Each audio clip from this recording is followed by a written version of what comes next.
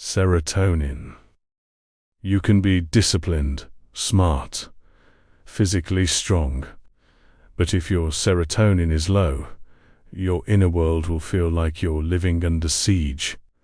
Serotonin is not the happy hormone from pop psychology. It is the neurochemical foundation of optimism, social trust, and belief in a positive future.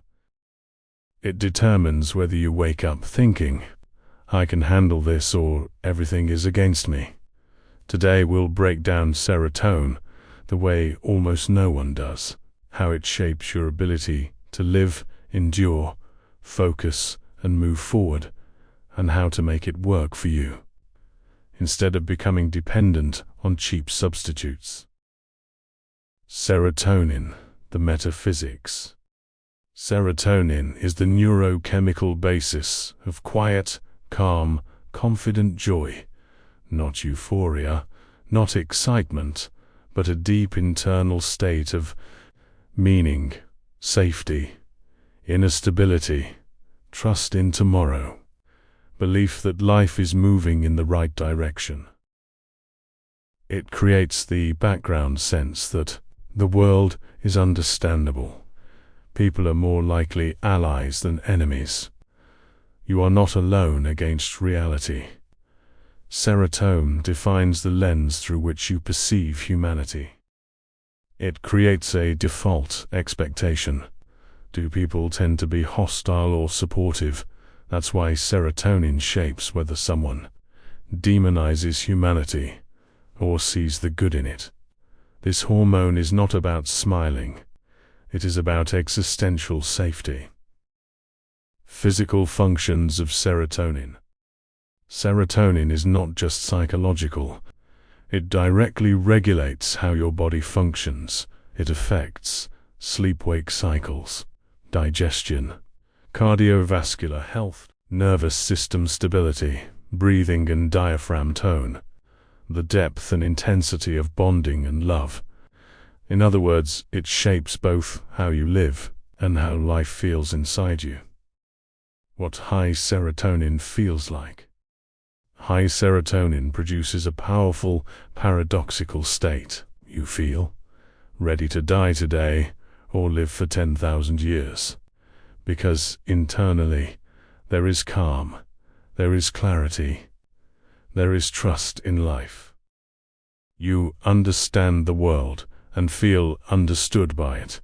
You are deeply satisfied with your current life trajectory. And you know, not hope, that tomorrow will be better than yesterday. This isn't naive optimism. It's a felt sense of positive momentum. And most importantly, serotonin provides willpower and self-restraint. You can easily refuse things that feel tempting now, but will damage you later. That's not morality. That's neurochemistry. What low serotonin looks like.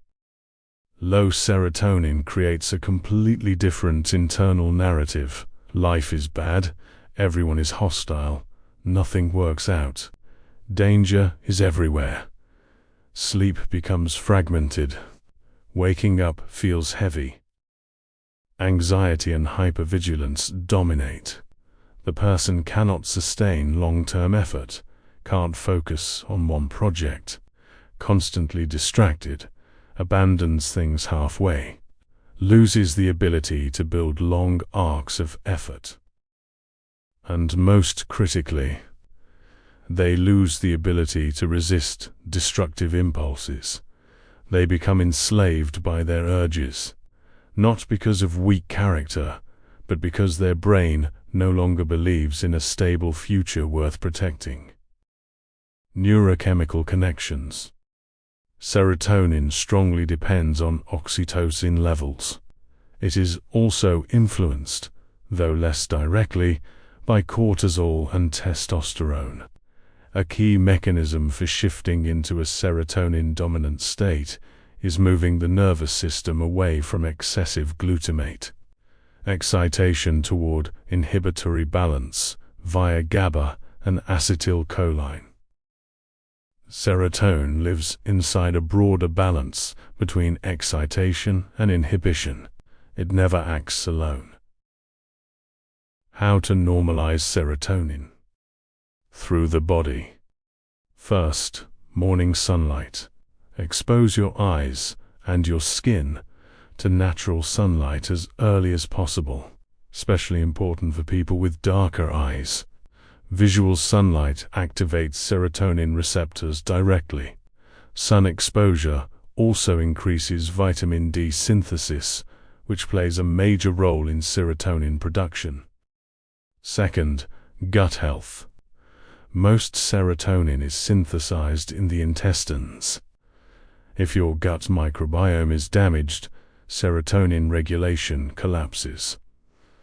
Third, remove toxic inputs, alcohol, ultra-processed food, synthetic diets. These destabilize serotonin signaling and blunt natural regulation. Fourth, environment and color. Live in visually rich environments. Design your home, clothing, and identity with color and contrast. The nervous system reads the world through sensory signals. Fifth, controlled hypoxia, breath holds, cold water immersion, mountain hiking, long endurance movement, anything that creates controlled oxygen debt. Why this works? Serotonin strengthens neural transmission and rewards survival after stress. Your body learns, I endured and lived. Through the mind. This part is simple but difficult. Stop reacting with hostility to things that do not directly threaten you. Learn to perceive reality as neutral. The world was not created for you, and your existence does not pause it. You exist, and your task is to find where you belong. Daily mental recalibration like this removes meaningless threat triggers that suppress serotonin production. You stop fighting imaginary wars. Through social connection. And here's the part people underestimate. Communication, communication, communication. As much real interaction as possible. Learn to be yourself. Each successful social interaction sends a powerful signal. The group accepts me. And that signal tells your nervous system. Rejection is unlikely. Isolation is not imminent. Survival is secure. Social connection literally rewires your brain towards safety. Bugs and dangers. Now, the critical warnings. Serotonin is one of the strongest psychological painkillers. It can mask real damage with unfounded optimism and emotional anesthesia. A person may begin to joke about their deteriorating situation, romanticized suffering, integrate failure into identity. This resembles a form of Stockholm syndrome toward one's own life. The body avoids pain not by solving the problem, but by stopping the perception of danger.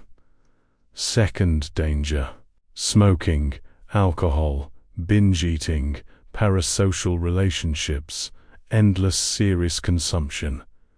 These artificially spike serotonin. They raise the required threshold for feeling calm and safe. Over time, natural serotonin release becomes insufficient. This leads to serotonin-type depression and deeper dependence on substitutes. And finally, chronically low serotonin produces distorted perception. The whole world is against me. This fuels meaningless struggle for the sake of struggle, a consequence of deep internal injustice and alienation. Serotonin is not positive thinking. It is the chemical foundation of believing life is worth continuing. It is the base of willpower, of restraint, of long-term direction. If you want to become stronger and reach meaningful goals, you don't need to break yourself. You need to build conditions where your neurochemistry supports your path naturally. If this video helped you, subscribe now, because we are just getting started.